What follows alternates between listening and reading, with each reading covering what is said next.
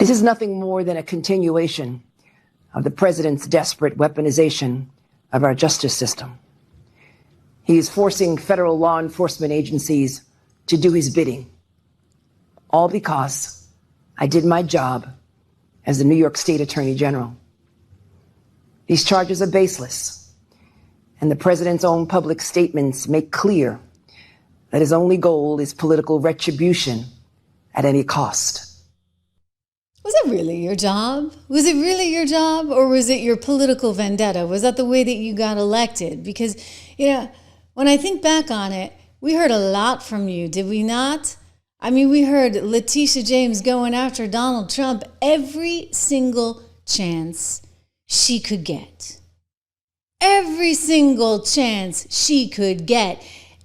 And she's promised to continue doing much more of the same. I don't know about you. It's that stone of hope that inspires me each and every day. And listen, faith and fear can never share the same space.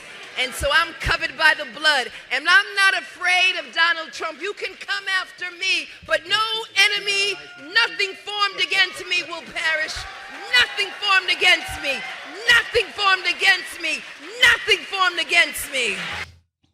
Except, of course, the DOJ. And the lies that you allegedly made regarding 2 properties in Virginia. We haven't even gotten to New York. We haven't even gotten to the violation of civil rights, because the DOJ is looking into that as well. And it's pretty clear she had a motive. She had a vendetta. And right now, the polls are sinking fast. Everybody wants her out. I'm going to get to that. But don't forget exactly what she did, what she was trying to do, right? He's called me venomous. We will fight back to your attempt to bring Trumpism to New York City. He's called me disgraceful. Of the fact that they stole the Supreme Court seat. An illegitimate president and an illegitimate member of the United States Supreme Court. He's called me radical. Listen, yes. We know he's crazy. Yes. We know he doesn't have a sound mind. Yes. We know he's out of control. Yes. We know he's losing it. Yes. We know his days are numbered, and we will come together. He's called me a racist. We've got to stand up to an administration which is too male, too pale, and too stale.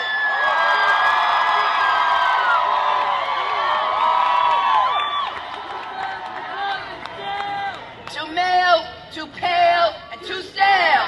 Too male. What a winner she is, right? I'm kind of wondering how long she's really going to make it now. Because this is bad, okay? You've got a really bad scenario here. Not even CNN is willing to defend her. I mean, I think this is rather telling.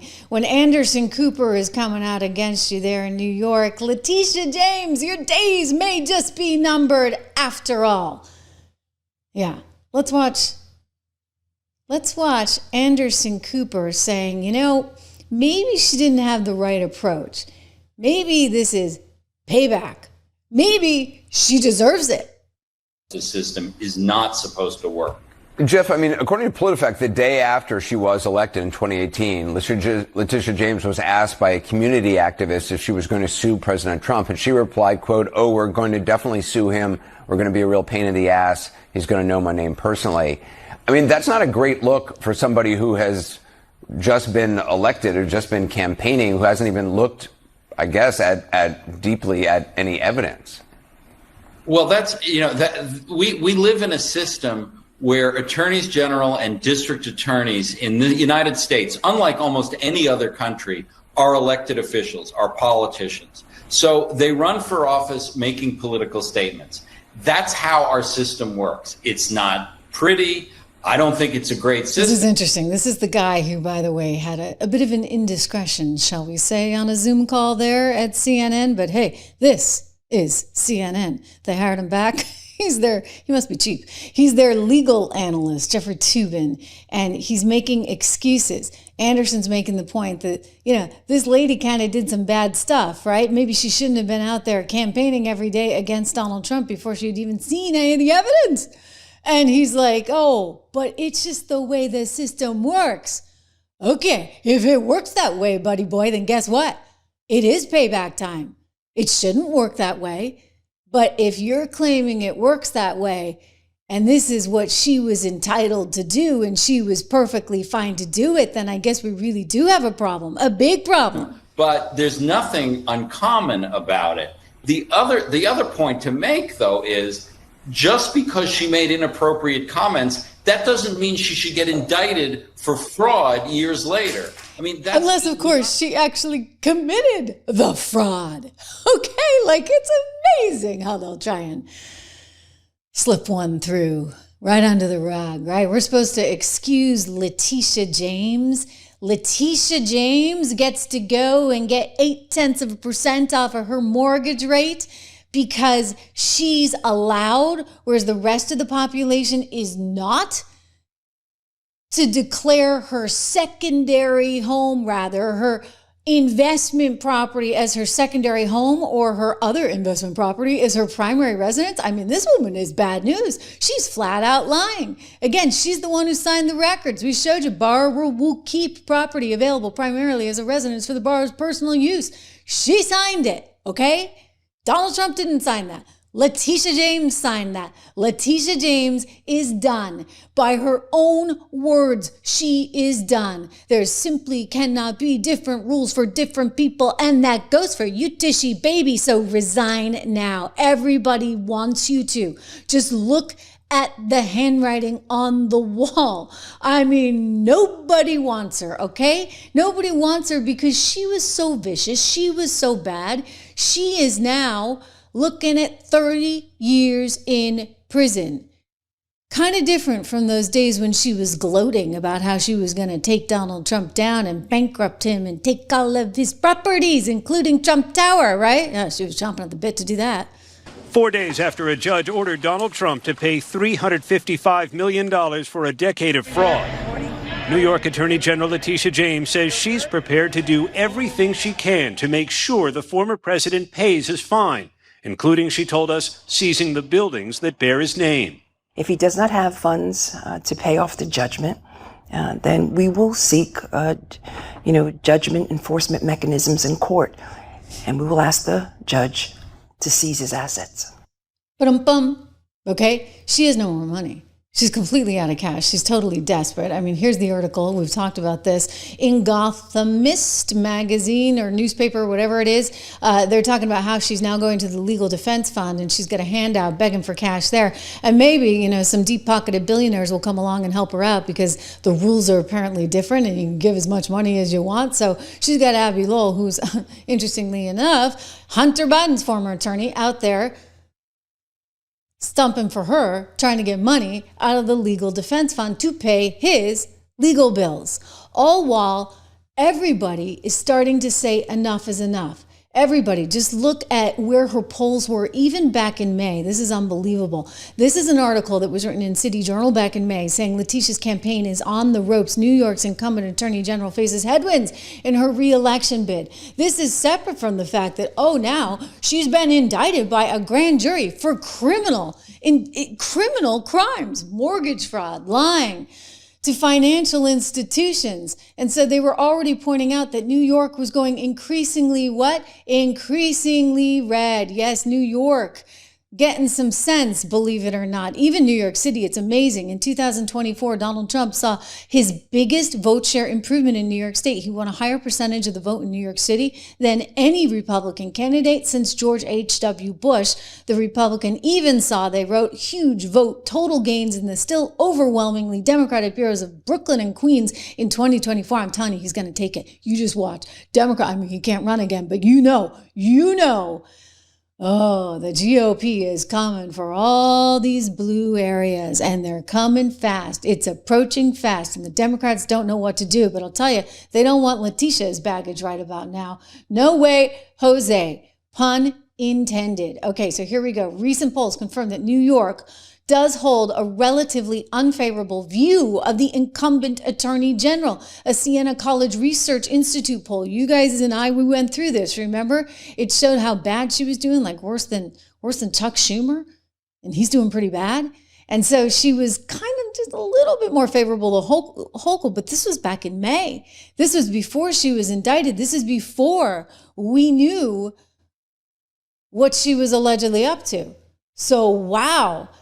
Now nobody wants her because she's tanking everybody, which is why, yes, you're starting to see the media turn on her. You're starting to see CNN in some pockets turn on her, but not everywhere, because, you know, she still has her little friends over at MSNBC with a bunch of delusional idiots that say stuff like this.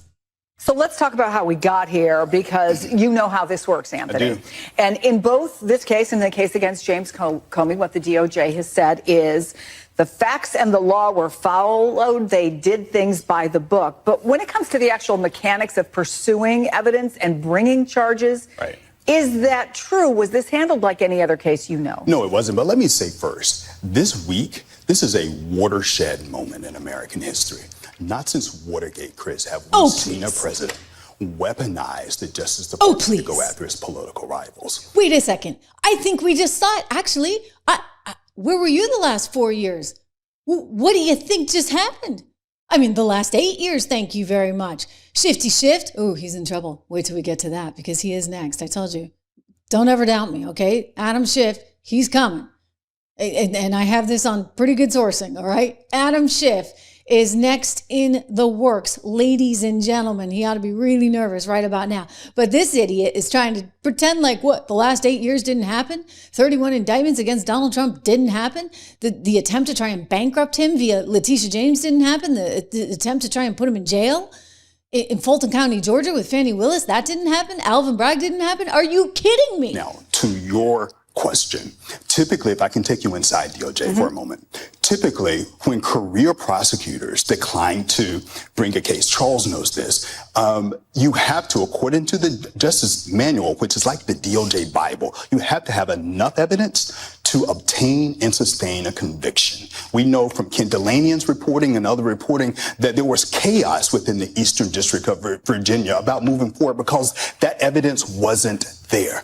Now, maybe, just maybe, it was because James Comey's son-in-law was working there. I mean, that blew me away. I'm talking about like incestuous. My gosh, you have your own son-in-law planted in the Eastern District of Virginia. And so everybody's like nervous. You know, Eric had to get tossed. They put Lindsay in instead because Eric was a little too nervous. You know, his best buddy happens to be the son-in-law of James Comey. You understand? They're all trying to take care of themselves.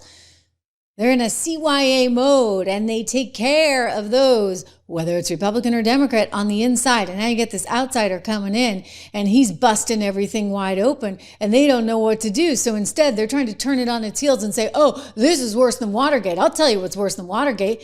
Tapping the phones of 8 U.S. sitting senators. Bob Woodward, you should know that.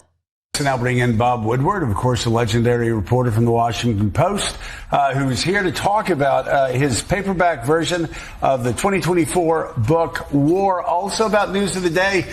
See, he's there to promote his book and make book sales. I mean, Bob, there's so much here that we're juggling this morning.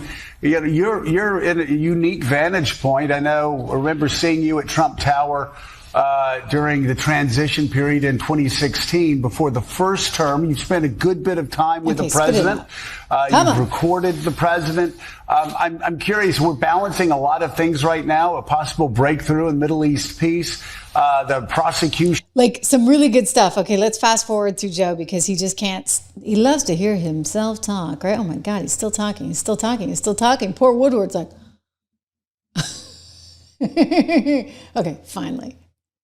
I think the theme really is if you have power, use it, and also abuse it. And literally, I mean, it really is a breakthrough, a corrupt breakthrough, to have the President of the United States ordering up criminal charges against people who are opponents, and that's exactly what's happened. You changed journalism with your Watergate reporting. Compare what's going on now. I know you've been asked this question a good bit, but the facts have changed on the ground over the past 2 weeks. Compare what happened during Watergate, during Nixon's abuses, with the President of the United States telling the Attorney General, I want you to arrest these 3 people. They're guilty as hell. Well, it's worse now. And, of course, after 2 years of Watergate, Nixon resigned. We are now at a... Okay, he thinks it's worse than Watergate. I've got news for him. What we went through with all of the attempts to take Donald Trump down, with all of the J6 spin, and now what we've learned about the FBI and Jack Smith getting the phone records and locations and who certain senators were talking to at various times. Trust me, that's way worse than Watergate. Attorney General is telling us she is determined to make Trump pay, even if it means seizing this building or others long in the Trump portfolio. You get it? It was all about making him pay. Well, what goes around comes around. What can we say, Tishy baby? You're going to be resigning. Your political career is over. You may, in fact, wind up in jail for some length of time. We'll see, I'll tell you. The grand jury found enough evidence there. And now, as I just told you, I'm seeing stuff too. I'm seeing stuff like this. I'm seeing stuff like a second home rider where she's actually saying it's going to be her second home. Her second home as opposed to an investment property. It was an investment property, let's be honest. I mean, I have to qualify this, allegedly. An investment property. But, you know, Daily Caller, thanks to them, they went out, they tried to scope out who was there. It wasn't Letitia. Letitia's not living there. And yet she said she had a primary residence and then she had a secondary residence, all in the state of Virginia. And she signed documentation saying this. On one hand, she said, oh, just my power of attorney. That was a simple clerical mistake. Well, is this a clerical mistake as well? Was it a clerical mistake when you signed on as your dad's wife? I mean, enough with the clerical mistakes, because I'm seeing a pattern. I'm seeing a pattern where you say, oh, I can get 0.8% of a lower mortgage if I just say it's this instead of that. And that's a problem, okay? That would land you in jail for up to 30 years. So Tishy, I'm sorry. You know what? You wanted to seize his assets? I have a feeling they're going to be seizing yours. They're going to be seizing yours really, really fast.